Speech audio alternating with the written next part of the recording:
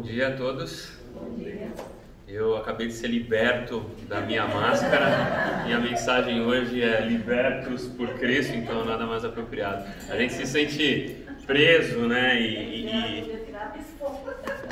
Não é? Eu detesto usar máscara. Imagino que todos nós, ninguém sinta muito prazer. Infelizmente é necessário agora, mas não vemos a hora de voltar à vida normal e sermos libertos do coronavírus e das máscaras, principalmente.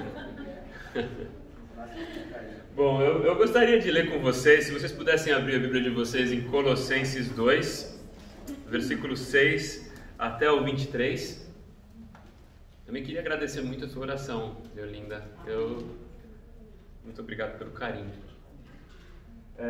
Então vamos fazer a nossa leitura dirigida. Eu leio o primeiro versículo e vocês leem na sequência, né?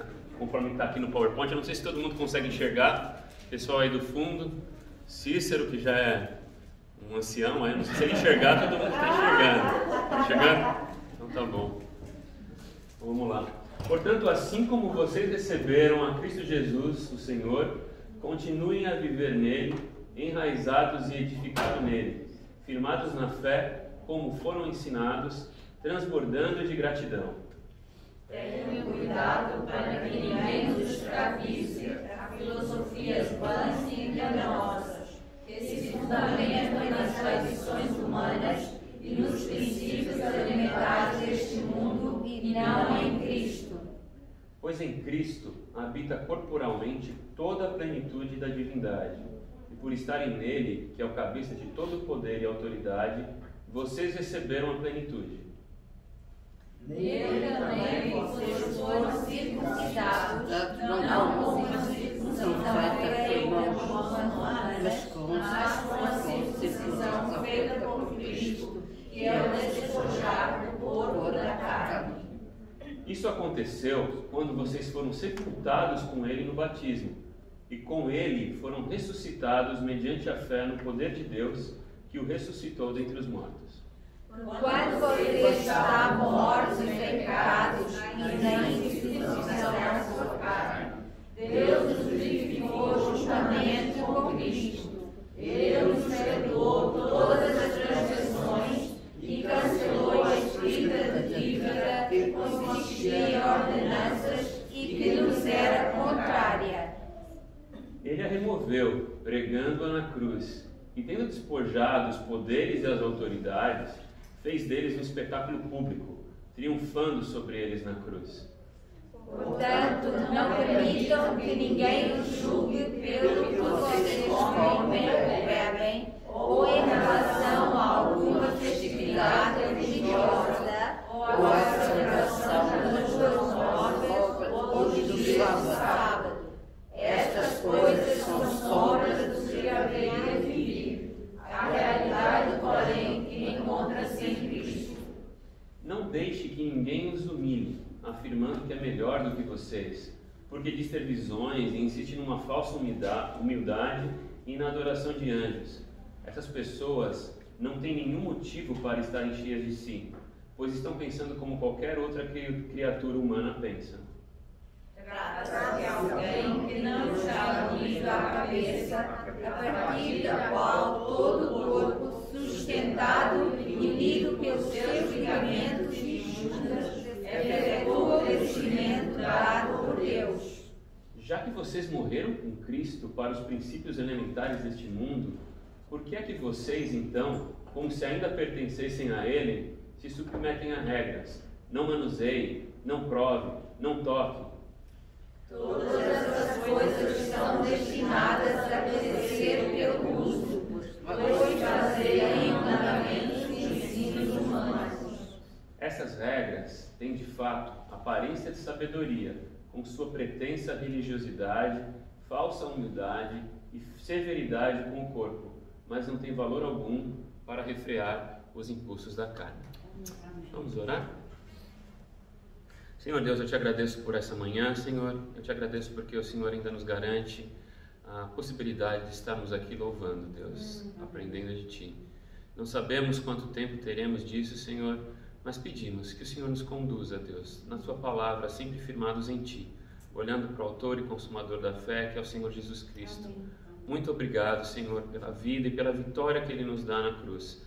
E que por isso somos libertos de todos os rituais, de toda religiosidade, Senhor. Sabemos que somos livres em Ti. Cuida de nós agora na meditação da Tua Palavra, Senhor. Me inspira com Teu Santo Espírito, Senhor, para que eu fale o que o Senhor colocou no meu coração nessa manhã. Em Seu nome. Amém. Bom, eu tenho lido muito o livro de Colossenses e tenho gostado muito nesses últimos tempos. O livro de Colossenses é um livro muito legal que fala da centralidade e da suficiência de Jesus Cristo nas nossas vidas. Jesus Cristo, Ele é suficiente. A gente não precisa de mais nada. Ele é a plenitude de tudo. Ele é o começo, o meio e o fim. Ele é o alfa, o ômega, como a gente cantou aqui agora. Ele, como a gente cantou no começo, o véu que separava, Ele já não separa mais, né? E agora a luz que estava outrora apagada, agora brilha e cada dia brilha mais. Jesus é o centro, Ele é a luz que ilumina o mundo e nós estamos firmados nele. E todo pecado, toda regra, tudo que estava nos deixando de estar longe do nosso Salvador foi agora reconciliado e nós temos essa reconciliação em Jesus Cristo. Eu queria mostrar, e no começo dos versículos que a gente leu aqui, versículo 6, fala que nós somos enraizados e edificados em Jesus Cristo. Então seria como se a gente fosse essa árvore plantada em Jesus Cristo. No Evangelho de João fala que nós devemos estar firmes em Jesus Cristo, como galhos, né, da videira no tronco que é Jesus. Sem Ele nada nós podemos fazer. Sem Ele não faz sentido nós estarmos aqui hoje. Sem Ele a nossa vida está longe de Deus. Sem Ele nada do que existe faz sentido. Ele é o centro de todas as coisas. Ele é o alfa, o ômega, o começo e o fim, como nós tivemos falado. E enraizados nele através da nossa fé. A fé é a única maneira que nós temos de alcançar a paz com Deus. A fé em Jesus Cristo. Não é uma fé qualquer. A gente tem uma música no Brasil, tem um cantor lá que é o Gilberto Gil, e ele fala que anda com fé eu vou, porque a fé não costuma falhar. Mas é uma fé em quê? E aí ele fala que a fé é não sei o quê, a fé na cobra coral, a fé não sei... Um monte de fé, mas é uma fé vazia. É uma fé que não vai livrar você de nada. A nossa fé, ela está firmada em Jesus Cristo, firmada na palavra de Deus. Não é uma fé sem sentido, uma fé vã, baseada em coisas de homens, mas é uma fé baseada na palavra de Deus. É uma fé baseada na vitória e no triunfo de Jesus Cristo sobre o mal na cruz. E por isso, a gente é ensinado. E como que a gente é ensinado? Através da palavra de Deus. E só através da palavra de Deus é que nós podemos ser ensinados do que é a nossa fé. E a cada dia mais, lendo e conhecendo a vontade de Deus através dessa palavra, nós então estaremos libertos de qualquer outra coisa que possa nos deixar longe do nosso Deus, porque Jesus venceu. E isso nos dá alegria, ações de graça, gratidão. Existe alguma outra coisa que pode nos deixar mais feliz do que saber que nós estamos agora, nós temos paz e fomos reconciliados com Deus? Nós temos agora o perdão de todos os nossos pecados. Nós estamos agora prontos para viver o resto da nossa vida, na vida eterna com Deus. Isso é motivo de ação de graça. E às vezes a gente fica muito preso nas coisas desse mundo, mas as coisas desse mundo um dia elas vão passar. E a gente tem uma eternidade toda para andar na presença do nosso Deus. E isso é o que há de mais importante na nossa vida. Não existe tesouro maior do que esse. A gente é distraído muitas vezes com as coisas desse mundo, mas nós somos salvos pela nossa fé em Cristo Jesus. E é isso que nos dá motivo de alegria, e isso é motivo de ações de graça todos os dias da nossa vida. E aí, continuando, ele começa a falar: tenham cuidado para que ninguém os escravize com as filosofias vãs e enganosas. Tem muita coisa rodando aí no mundo hoje em dia que não é baseado na palavra de Deus. Muito pelo contrário. O mundo às vezes vai levando a gente para longe da palavra. E tem muitas igrejas hoje que mal leem a palavra ou que deixam a palavra de lado. E que são baseadas em sabedoria humana. Que são baseadas em regras que a gente fala de humanismo. Que no começo até pode parecer uma coisa legal, uma coisa que significa amor, que significa aceitação de tudo e de todos, tolerância a tudo e a todos, mas que no fundo é uma coisa que não é baseada na Bíblia. Deus, Ele ama sim a todos nós e Ele quer que a sua palavra seja conhecida de todos nós. Mas hoje em dia há muita coisa que não está baseada na palavra de Deus. A gente lembra que quando Jesus foi tentado no deserto, o diabo tentou Jesus citando a palavra de Deus e distorcendo para ele conseguir que através daquela palavra, colocando alguma coisa diferente, ele distorcesse a palavra de Deus e então ele condenasse a Jesus, tirasse Jesus do seu principal objetivo. E Jesus responde a ele com o quê? Com a palavra de Deus também. Por isso que nós precisamos estar firmados na palavra de Deus, enraizados para que ninguém nos desvie através de tradições, através de coisas que foram criadas por homens para nós ficarmos longe de Cristo. Existem muitas coisas hoje que são coisas também, e muitas tradições dentro da própria igreja, que são coisas que não tem nada de errado, mas que a gente precisa tomar cuidado também para não ficar vivendo nas tradições e esquecer do principal, que é Jesus Cristo. Existem muitas coisas que são boas, mas que a gente precisa esquecer, lembrar que é só Jesus que nos salva. Então, a gente, por exemplo, aqui na Nova Família, hoje, a gente está para perder o nosso pastor.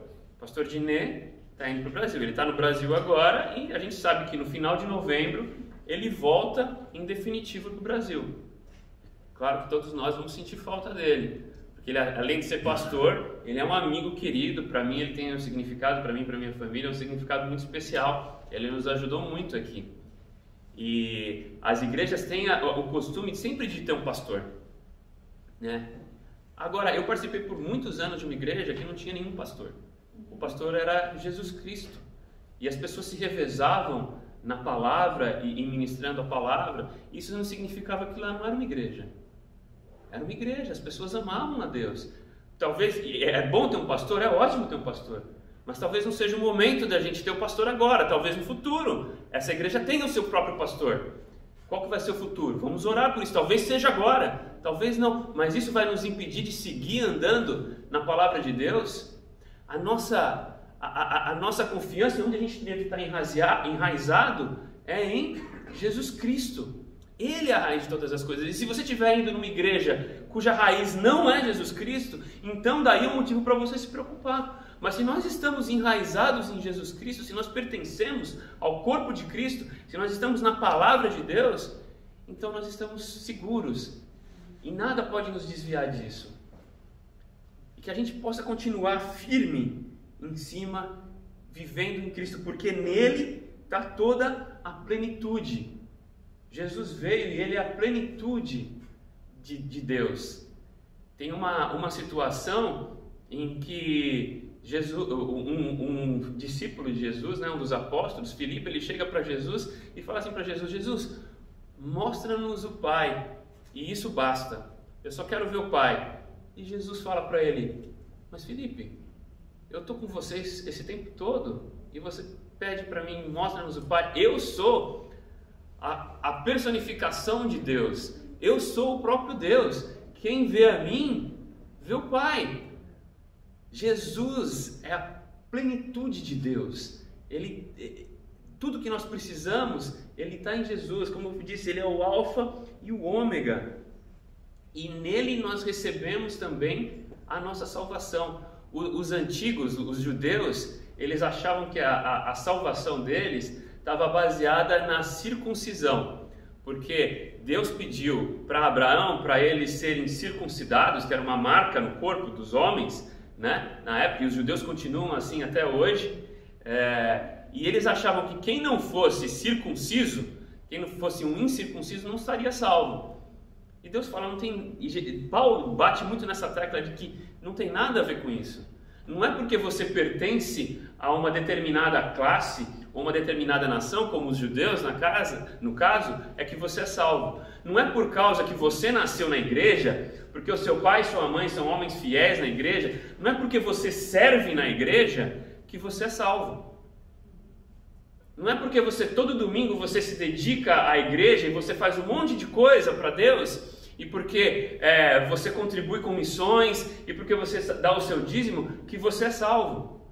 Não tem nada a ver com isso. Você tem que estar firmado num relacionamento e enraizado com Jesus Cristo. Esse é a base da nossa salvação. É por aí que nós temos a nossa salvação. E aí figura o batismo, que é o nosso próximo slide. O que significa o batismo, né? Eu aproveitei para colocar uma foto aqui que eu gosto, né? Que é a minha filhinha querida sendo batizada pelo pastor Dinei, que aconteceu algumas semanas atrás, mas a foto ficou muito bonita, que foi feita pela minha outra filha, inclusive. Uma foto linda, com o pastor batizando a Luísa. E o que significa o batismo? Que é a gente crucificar a carne. Ali está a gente precisa crucificar a nossa própria carne, os desejos de nós mesmos, porque nós estamos mortos para a nossa carne, nós morremos para nós mesmos e nós nascemos de novo para quê? Para seguir a Jesus Cristo. Esse é o significado do batismo, é isso que significa quando nós somos batizados. Nós estamos dizendo, eu não vivo mais para mim mesmo, eu estou morto para mim, eu morri, então eu não posso mais viver para a minha própria carne, eu preciso viver para Jesus, e a minha vida agora precisa andar com Jesus. Eu preciso andar com Jesus. Eu estou morto. Todas aquelas regras, todas aquelas outras coisas, não é através da minha própria força que eu consigo a salvação. E hoje existe uma ênfase muito grande de performance, de buscar e de que você tem que fazer isso e aquilo. Você é salvo. Mesmo as igrejas mais tradicionais, a gente muitas vezes é falado, e eu mesmo, e cada um de nós, a gente é levado a pensar, não, a gente é salvo, mas ainda precisa fazer isso. Você não precisa fazer mais nada. A salvação ela é dada em Jesus Cristo. Jesus Cristo ele é suficiente, Ele te salvou, Ele é o único capaz. Ah não, mas eu também preciso ir na igreja. Não. Se você vai na igreja, se você quer continuar seguindo a Deus, isso é uma outra coisa, porque você quer viver para Cristo, você quer viver para Ele, você precisa dos seus irmãos ao seu lado. Mas não é uma regrinha que vai te salvar. Não é esse o princípio. É você morreu e agora você vive para Jesus. E por que você vive para Jesus? Você quer ser diferente, você quer viver de uma forma diferente. E você não precisa viver a regra A, B e C. Você pode viver livre. Deus nos libertou do pecado.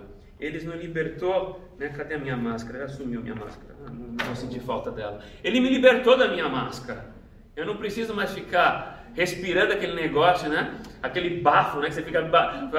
Para mim, pelo menos, acho que eu devo ter um mau hálito muito forte e fico respirando aquele bafo de volta. É um negócio ruim, desagradável, né? Ele me libertou. Eu não tenho mais aquele cheiro de putrefação, de carne, de morte. Uma pessoa morta, como que é? Lázaro ficou ali, ele morreu por 4 dias, ele ficou ali dentro do túmulo, e falaram para ele, ó Senhor, já fede, nem abre o túmulo dele. E Jesus vai lá e dá vida para Lázaro novamente, e Lázaro ressuscita. Deus nos deu um tesouro eterno, Ele nos deu a vida e vida em abundância. A gente não precisa ficar preso a regrinhas, a gente não precisa ficar preso a procedimentos e coisas dadas por homens.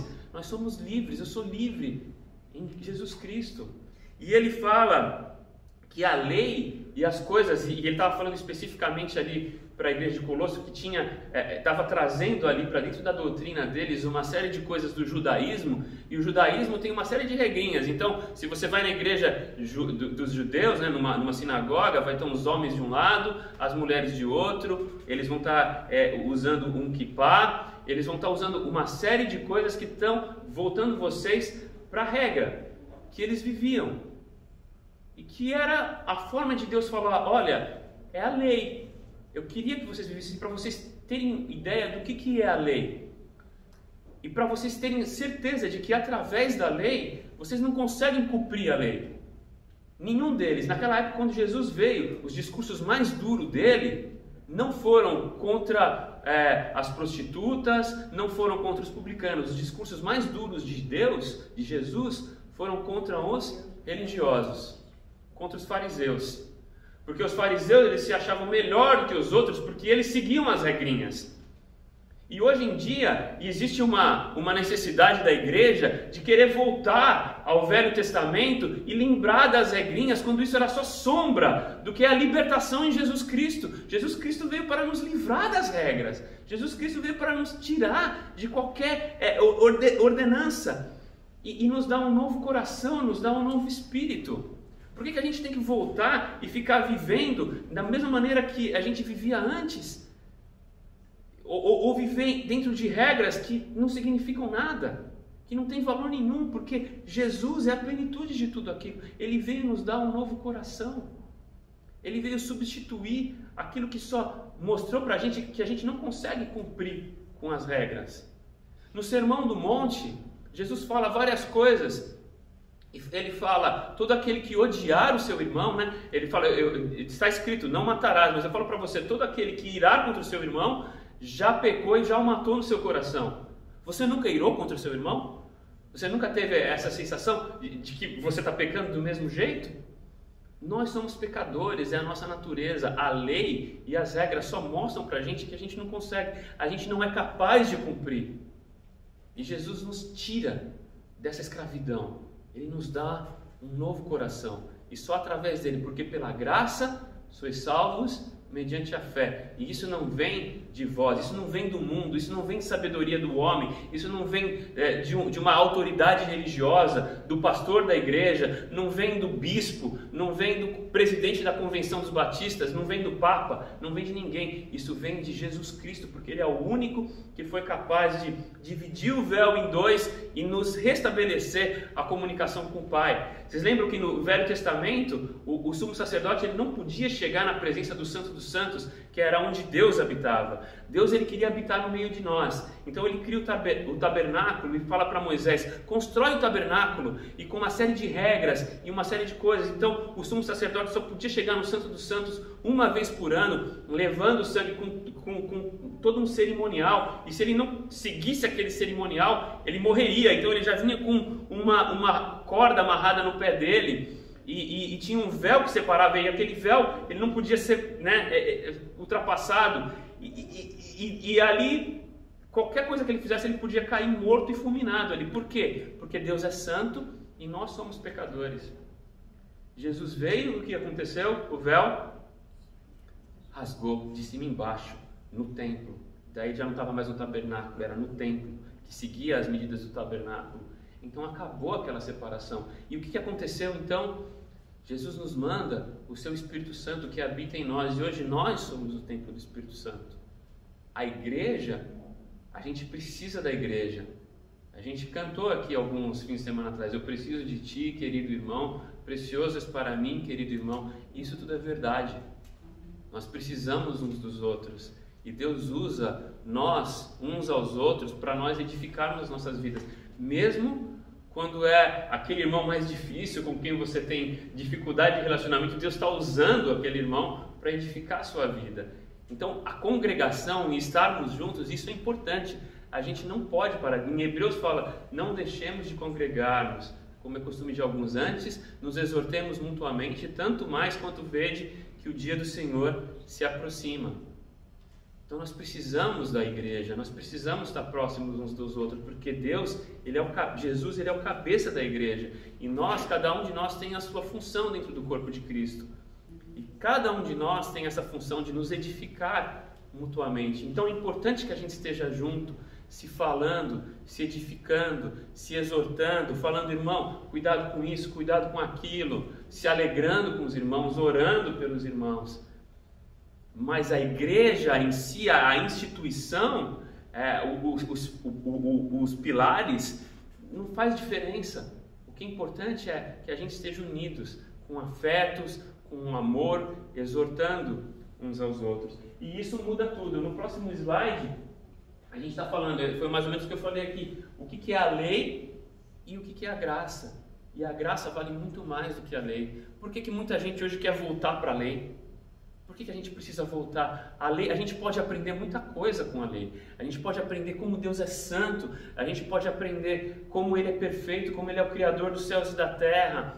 Como Ele conduziu o povo no deserto. Como o povo de Israel, mesmo tendo toda a lei no coração, ele se desviava toda hora. E a gente aprende com os erros dele, com toda aquela cerimônia, com toda aquela religiosidade que é impossível seguir a Deus. Mas que a graça de Jesus é muito maior do que tudo isso. E tudo aquilo que a gente pode aprender com a lei e que a gente não despreza, é importante aprender o Velho Testamento, é importante a gente entender o pensamento judaico daquela época também, mas isso não torna os judeus melhores do que nós, ou nós melhores do que os judeus. Nós somos todos irmãos em Cristo, e nós só somos salvos através de Jesus Cristo.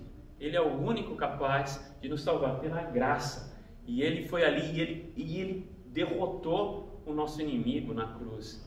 Ele triunfou sobre ele, expondo ele diante do mundo todo. Ali ele esmagou a cabeça da serpente, e por isso nós somos salvos. E eu queria mostrar para vocês um último slide, que é como que a gente deve viver. E isso é uma coisa que eu aprendi, o Arthur aprendeu junto comigo no curso com o pastor Paulo Pascoal, um curso dado por foi criado um material por um autor chamado Wes Bolt, e que tem me ajudado bastante, e fala qual é a forma da gente viver, é no legalismo ou é na graça? Eu tenho que mostrar com o meu comportamento que eu sou uma pessoa diferente, porque eu tenho que seguir as regrinhas da igreja, eu tenho que seguir as regrinhas que as pessoas esperam que eu siga, e eu mostrar para os outros com uma certa hipocrisia, como os fariseus faziam, e como muitos religiosos cristãos hoje fazem, que eu tenho que me mostrar perfeito, eu tenho que ser perfeito, a minha performance tem que ser perfeita, e eu tenho que ter um comportamento X e Y. Quer dizer, eu começo do comportamento e aí eu chego no relacionamento com Deus?